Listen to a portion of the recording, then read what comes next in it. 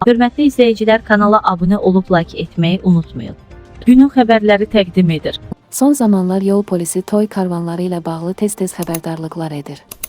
Bildirilir ki, adətən burada iştirak edən avtomobillər küçələrdə ya sıxlıq yaradırlar, ya da təhlükəli manevrlər edərək avtoşluq ilə məşğul olurlar. Nəticədə digər hərəkət iştirakçılarına maneə yaranır. Toy karvanları ilə bağlı məhdudiyyətlərə ehtiyac varmı?